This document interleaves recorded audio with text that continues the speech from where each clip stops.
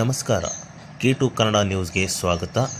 ವೀಕ್ಷಿಸಿ ಈ ದಿನದ ಸುದ್ದಿಗಳ ರೌಂಡ್ ಅಪ್. ರಾಯಚೂರು ಮತ್ತು ಕೊಪ್ಪಳ ಜಿಲ್ಲಾ ಕೇಂದ್ರ ಸಹಕಾರಿ ಬ್ಯಾಂಕ್ 2025ನೇ ಸಾಲಿನ ಮಾರ್ಚ್ 31ಕ್ಕೆ ರೂಪಾಯಿ 23.84 ಕೋಟಿ ಕ್ರೋಢೀಕೃತ ಲಾಭ ಗಳಿಸಿದ್ದು, ವಿವಿಧ ಪ್ರಾವಿಷನ್ಸ್ ಕಲ್ಪಿಸಿದ ನಂತರ 12.11 ಕೋಟಿ ರೂಪಾಯಿ ನಿವ್ವಳ ಲಾಭ ಗಳಿಸಿದೆ ಎಂದು ಅಧ್ಯಕ್ಷ ವಿಶ್ವನಾಥ್ ಪಾಟೀಲ್ ಅವರು ಹೇಳಿದರು. ಅವರಿಂದು ನಗರದ ಸುದ್ದಿಗಾರರೊಂದಿಗೆ ಮಾತನಾಡುತ್ತಾ 1919ರಲ್ಲಿ ಸ್ಥಾಪನೆಗೊಂಡ ಆರ್ಡಿಸಿಸಿ ಬ್ಯಾಂಕ್ 106 ವರ್ಷಗಳಿಂದ ರಾಯಚೂರು ಕೊಪ್ಪಳ ಜಿಲ್ಲೆಗಳ ವ್ಯಾಪ್ತಿಯಲ್ಲಿ ಇರುವ ಪ್ರಾಥಮಿಕ ಪತ್ತಿನ ಸಹಕಾರಿ ಸಂಘಗಳ ಮೂಲಕ ರೈತರಿಗೆ ಬೆಳೆ ಸಾಲ, ಮಾಧ್ಯಮವಾದಿ ಸಾಲಗಳನ್ನು ವಿತರಿಸಿ ಎರಡೂ ಜಿಲ್ಲೆಗಳ ಸಮಗ್ರ ಅಭಿವೃದ್ಧಿಗೆ ಸಹಕಾರ ನೀಡುತ್ತಿದೆ. ಅಲ್ಲದೆ ಚಿನ್ನಾಭರಣ, ವೇತನ ಆಧಾರಿತ ಸಾಲ, ಗೃಹ ನಿರ್ಮಾಣ ಸಾಲ, ವಾಹನ ಸಾಲ ವಿತರಿಸಲಾಗುತ್ತಿದೆ ಎಂದರು. 2024 ಮಾರ್ಚ್ನಲ್ಲಿ ಸಂಘಗಳ ಸದಸ್ಯತ್ವ 563 ಇತ್ತು. 2025ಕ್ಕೆ 573 ಆಗಿದೆ. ಸಂಘಗಳಿಂದ ಶೇರ್ ಬಂಡವಾಳ 48.38 ಕೋಟಿ ರೂಪಾಯಿ ಇತ್ತು. ಈಗ 49.42 ಕೋಟಿ ಆಗಿದೆ. ಸರ್ಕಾರದಿಂದ 2.10 ಕೋಟಿ ಇತ್ತು. ಈಗ ಅಷ್ಟೇ ಇದೆ. ನಿಗದಿಗಳು 93.73 ಇತ್ತು. 104 ಆಗಿದೆ.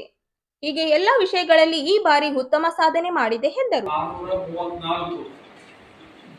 ನಾವು ಕಿಸಾನ್ ಕ್ರೆಡಿಟ್ ಬೆಳೆ ಸಾಲ ಅಂತ ನಾವೇನು ಕರಿತೀವಿ, ಸುಮಾರು 1,11,634 ಸದಸ್ಯರಿಗೆ ನೇರವಾಗಿ ನಾವು ಡಿಸ್ಟ್ರಿಕ್ಟ್ ಬ್ಯಾಂಕ್ ಸಾಲವನ್ನು ಕೊಟ್ಟಿಲ್ಲ.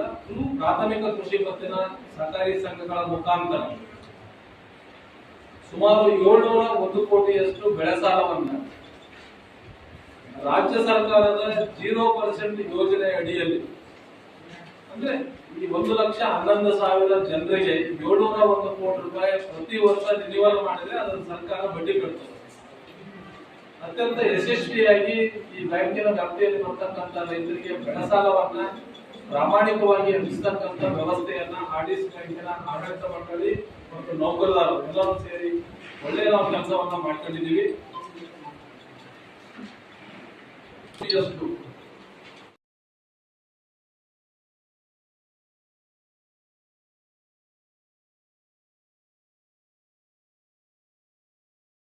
ಬಜಾರ್ ಪೊಲೀಸ್ ಠಾಣೆಯಿಂದ ತನಿಖೆ ನಡೆಸಿ ಬಂಗಾರವನ್ನು ಹುಡುಕಿ ವಾರಸುದಾರರಿಗೆ ವಾಪಸ್ ಮಾಡಲಾಯಿತು.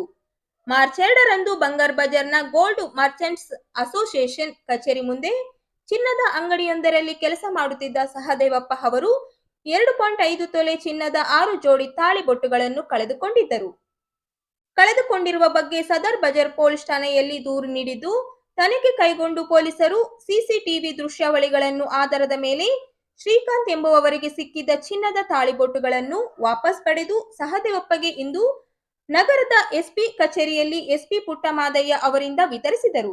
ತನಿಖೆಯಲ್ಲಿ ಸದರ್ ಬಜಾರ್ ಠಾಣೆಯ ಸಿಪಿಐ ಉಮೇಶ್ ಕಂಬ್ಳೆ, ಶ್ರೀನಿವಾಸ್, ರವಿಕುಮಾರ್, ಬಸವರಾಜ್, ಶಿವಾನಂದ ಸೇರಿ ಇತರೆ ಪೊಲೀಸ್ ಸಿಬ್ಬಂದಿ ಇದ್ದರು.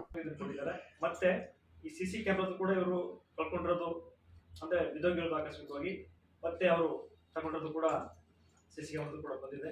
ಹಾಗಾಗಿ ರೋಡ್ ಮಾರ್ಕೆಟ್ ಅಲ್ಲಿ ನಾವು ಸಿಸಿ ಕ್ಯಾಮೆರಾ ಹೋಗೋ ವರ್ಷ ಇದು ಟ್ರೇಸಸ್ ಆಗಿದೆ. ಲಾಸ್ಟ್ ಇಯರ್ ಆ ಪ್ಲೇಸ್ ಅಲ್ಲಿ ಗೋಲ್ಡ್ ಅಸೋಸಿಯೇಷನ್ ಬಂಗಾರ ಬಜಾರ್ ಅಲ್ಲಿ ಸಿಸಿ ಕ್ಯಾಮೆರಾ ಹಾಕ್ಕೊಂಡಿದ್ವಿ ಲಾಸ್ಟ್ ಟೈಮ್. ಅದರ ಒಂದು ಸಿಸಿ ಕ್ಯಾಮೆರಾ ಉಪಯೋಗ ಈಗ ನಮಗೆ ರವಿ ಮತ್ತೆ 3 ಡೇಸ್ ಶ್ರೀ ಪೂಜಾರರು ಇಲ್ಲಿ, ಮತ್ತೆ ಅದಕ್ಕೆ ಮುಖ್ಯವಾಗಿ ಆ ಠಾಣಾ ಇನ್ಸ್ಪೆಕ್ಟರ್ ಉಮೇಶ್ ಕಾಂಬ್ಳೆ ಶ್ರಮಪಟ್ಟು ಕೆಲಸ ಹುಡುಕೊಟ್ಟಿದ್ದಾರೆ. ಅವ್ರಿಗೆ ರಾಯಚೂರು ಜಿಲ್ಲಾ ಪೊಲೀಸ್ ವರಿಷ್ಠಾಧಿಕಾರಿಯಾಗಿ ಅಭಿನಂದಿಸ್ತೇನೆ. Thank you. ಮತ್ತೆ ಹಾಗೇನೆ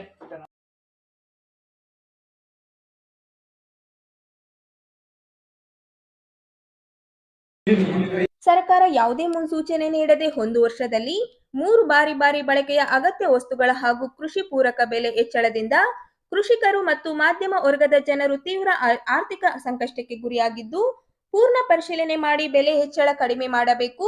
ನಿರ್ಲಕ್ಷ್ಯ ವಹಿಸಿದರೆ ರಾಜ್ಯ ಸರ್ಕಾರ ವಿರುದ್ಧ ಧರಣಿ ಸತ್ಯಾಗ್ರಹ ನಡೆಸಲಾಗುತ್ತದೆ ಎಂದು ಕರ್ನಾಟಕ ರಾಜ್ಯ ರೈತ ಸಂಘ ಹಾಗೂ ಹಸಿರು ಸೇನೆ ಜಿಲ್ಲಾಧ್ಯಕ್ಷರಾದ ನರಸಿಂಹನಾಯಕ ಅವರು ಆಗ್ರಹಿಸಿದರು.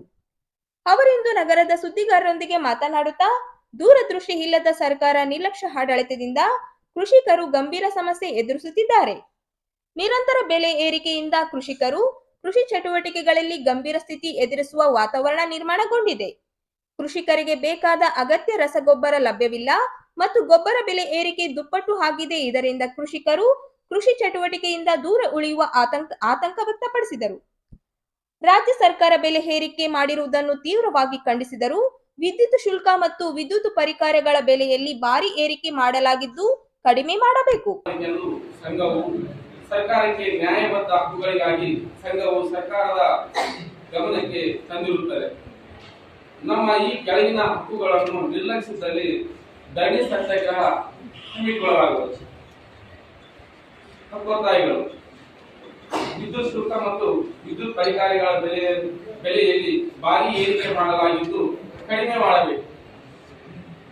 ಡೀಸೆಲ್ ಬೆಲೆ ಏರಿಕೆಯನ್ನು ಕಡಿಮೆ ಮಾಡಬೇಕು ಮತ್ತು ರೈತರಿಗೆ ರಿಯಾಯಿತಿ ದರದಲ್ಲಿ ಡೀಸೆಲ್ ಪೂರೈಸಬೇಕು.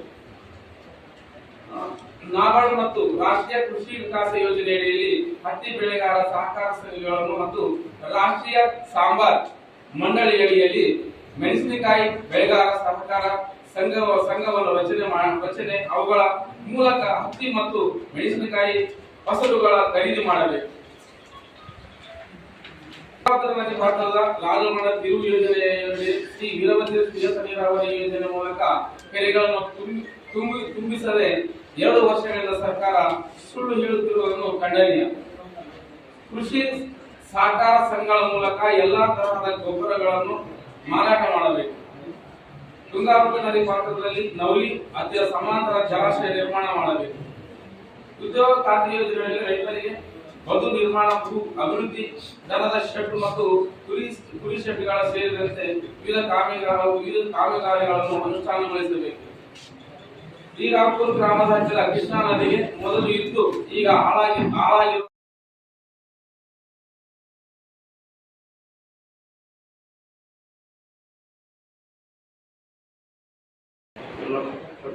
ಇಂಜಿನಿಯರಿಂಗ್ ಹಾಗೂ ವೈದ್ಯಕೀಯ ಪ್ರವೇಶ ಹಾಗೂ ಸ್ಪರ್ಧಾತ್ಮಕ ಪರೀಕ್ಷೆಗಳಿಗೆ ಪೂರ್ವ ಸಿದ್ಧತೆ ನಡೆಸುತ್ತಿರುವ ಸ್ಪರ್ಧಾ ಆಕಾಂಕ್ಷಿಗಳ ಅನುಕೂಲಕ್ಕಾಗಿ ವಿಶೇಷ ತರಬೇತಿ ಕಾರ್ಯಾಗಾರ ದಿನಾಂಕ 13ರಂದು ನಗರದ ರಂಗಮಂದಿರದಲ್ಲಿ ಆಯೋಜಿಸಲಾಗಿದೆ ಎಂದು ಎಸ್ಕೆಇಎ ಶಿಕ್ಷಣ ಸಂಸ್ಥೆಯ ಕಾರ್ಯದರ್ಶಿ ಡಾಕ್ಟರ್ ಬಾಬುರಾವ್ ಎಂ ಶೆಗುಣಿಸಿ ಅವರು ಹೇಳಿದರು. ಅವರಿಂದು ನಗರದ ಸುದ್ದಿಗಾರರೊಂದಿಗೆ ಮಾತನಾಡುತ್ತಾ ಮಾರ್ಗದರ್ಶನ ಹಾಗೂ ಪಿಯುಸಿ ವಿಜ್ಞಾನ ವಿಷಯ ಕಲಿಕೆ ಕುರಿತು ಆಸಕ್ತ ಹೊಂದಿದ ವಿದ್ಯಾರ್ಥಿಗಳು ಈ ಕಾರ್ಯಕ್ರಮದಲ್ಲಿ ಪಾಲ್ಗೊಂಡು ಸದುಪಯೋಗ ಪಡಿಸಿಕೊಳ್ಳಬೇಕು ಎಂದರು. ವಿಶೇಷ ಕಾರ್ಯಾಗಾರಕ್ಕೆ ತರಬೇತಿ ನೀಡಲು ಪ್ರಥಮ ಬಾರಿಗೆ ರಾಜಸ್ಥಾನ್ ಕೂಟದ ಐಎಸ್ಎಸಿ ಪರಿಣಿತರ ತಂಡ ಆಗಮಿಸಲಿದ್ದಾರೆ ಎಂದರು. ಕೂಟದ ಹಲವಾರು ಶಿಕ್ಷಣ ಸಂಸ್ಥೆಗಳು, ವಿವಿಧ ವಿಷಯ ತಜ್ಞರು ಉನ್ನತ ತಂತ್ರಜ್ಞಾನ ಬಳಕೆ ಹಾಗೂ ಪರಿಸರ ಪೂರಕ ವಾತಾವರಣ ಕಲ್ಪಿಸಿದೆ. ಅಲ್ಲದೆ ದೇಶದ ವಿವಿಧ ಭಾಗಗಳಿಂದ ಲಕ್ಷಾಂತರ ವಿದ್ಯಾರ್ಥಿಗಳು ತರಬೇತಿಗೆ ಆಗಮಿಸಿ ರಾಷ್ಟ್ರೀಯ ಪ್ರತಿಷ್ಠಿತ ಸಂಸ್ಥೆ ಹಾಗೂ ಏಮ್ಸ್ ಆಯ್ಕೆಯಾಗುತ್ತಿದ್ದಾರೆ. ವಿಶೇಷ ತರಬೇತಿ ಕಾರ್ಯಾಗಾರ ಇಸಾಕ್ ಸಂಸ್ಥೆ ಕೂಟದಿಂದ ನಿರ್ದೇಶಕರಾದ ನೀಲಂ ಶ್ರೀವಾಸ್ತವ್ ಹಾಗೂ ನಿತಿನ್ ಆಗಮಿಸಲಿದ್ದಾರೆ ಎಂದು ಹೇಳಿದರು. ಯಾವುದು ಕೊಟ್ಟಿದ್ದಾರೆ, ಅಲ್ಲೇ ಕಡಿಮೆ ಕೊಟ್ಟಿದ್ದಾರೆ, ಥಾಮಸ್ ಡಿಸ್ಕಲ್ ಕೊಟ್ಟಿದ್ದಾರೆ, ಕ್ಲೌಡ್ ಬಾಡಿ ಕೊಟ್ಟಿದ್ದಾರೆ, ಮ್ಯಾಕ್ರೋ ಕೊಟ್ಟಿದ್ದಾರೆ, ಕರಿಯರ್ 360, ಬ್ರ್ಯಾಂಡ್ಲಿ, ದೆನ್ ಅಮೆಜಾನ್ ಅಂತ ಸಂಸ್ಥೆಗಳು ಕೊಟ್ಟಿದ್ದಾರೆ. ಅವರು ತಂಡ ಬರ್ತಾ ಇದೆ, ವಿದ್ಯಾರ್ಥಿಗಳ ಸಂವಾದ ನಡೆಸ್ತಾ ಇದೆ, ಪಾಲಕರಿಗೆ ಮಾರ್ಗದರ್ಶನ ಇದೆ. 17ನೇ ತಾರೀಕು ಬರುವ ರವಿವಾರ 9 ರಿಂದ 2 ಗಂಟೆವರೆಗೆ ಪಂಡಿತ್ ಜಂಬಲದಿಂದ ರಂಗಮಂದಿರದಲ್ಲಿ ಅವರು ತರಬೇತಿ ಕೊಡ್ತಾರೆ. ಯಾರು ಭಾಗವಹಿಸುವುದು ಅಂದ್ರೆ, ಈಗ ಯಾರು ಪಾಲಕರು PUC ಸೈನ್ಸ್ ಫಸ್ಟ್ ಇಯರ್ ನಾವು ಧಾರವಾಡ ಹಚ್ಬೇಕು, ಬೆಂಗಳೂರು ಹಚ್ಬೇಕು ಅವಾಗ ಹಚ್ಚಿದಾಗ PUC ಸೈನ್ಸ್ ಇಂಪಾರ್ಟೆಂಟ್, ಏನು IIT JEE ಇಂಪಾರ್ಟೆಂಟ್, 2 ಕಾನ್ಸೆಪ್ಟ್. ಅದ್ರ ಬಗ್ಗೆ ನಮಗೆ ಯಾವಾಗ ಪ್ರಿಪರೇಷನ್ ಮಾಡಬೇಕು, ಇದಕ್ಕೆ ರ್ಯಾಂಕ್ ರಾಷ್ಟ್ರ ಮಟ್ಟದ ರ್ಯಾಂಕ್ ಇರೋದ್ರಿಂದ ಯಾವ ರೀತಿ ತರಬೇತಿ ಕೊಡಬೇಕು, ಟೀಚರ್ಸ್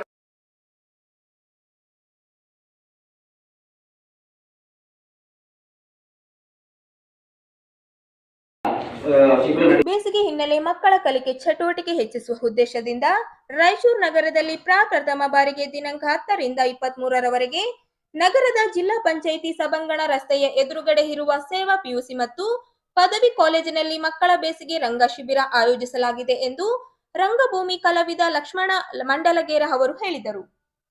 ಅವರಿಂದು ನಗರದ ಸುದ್ದಿಗಾರರೊಂದಿಗೆ ಮಾತನಾಡುತ್ತಾ ರಂಗಭೂಮಿಯನ್ನು 4 ವಿಧಗಳಲ್ಲಿ ವಿಂಗಡಿಸಬಹುದು. ಅದರಲ್ಲಿ ಅವಶ್ಯ ರಂಗಭೂಮಿ, ವೃತ್ತಿ ರಂಗಭೂಮಿ, ಆಧುನಿಕ ರಂಗಭೂಮಿ ಹಾಗೂ ಮಕ್ಕಳ ರಂಗಭೂಮಿ ಇದ್ದು, ಅದರಲ್ಲಿ ಬೇಸಿಗೆ ರಜೆ ಬಂತೆಂದರೆ ಮಕ್ಕಳಿಗಾಗಿ ಅವರ ಮನಸ್ಸುಗಳನ್ನು ಉಲ್ಲಸಿತಗೊಳಿಸಲು ಹಲವಾರು ಬಗೆಯ ಬೇಸಿಗೆ ಶಿಬಿರಗಳು ಆರಂಭವಾಗುತ್ತಿವೆ. ಈ ನೆಲೆಯಲ್ಲಿ ರಂಗಭೂಮಿಯನ್ನು ಮುಖ್ಯ ಕೇಂದ್ರವಾಗಿರಿಸಿಕೊಂಡು ಮಕ್ಕಳ ರಂಗಭೂಮಿ ಆಯ್ಕೆ ಮಾಡಿಕೊಂಡು ಮಕ್ಕಳ ಬೇಸಿಗೆ ಹಿನ್ನೆಲೆ ವಿಶೇಷ ತರಬೇತಿ ನೀಡಿ ಉತ್ತಮ ವೇದಿಕೆ ಕಲ್ಪಿಸುವುದು ತರಬೇತಿ ಮುಖ್ಯ ಉದ್ದೇಶವಾಗಿದೆ.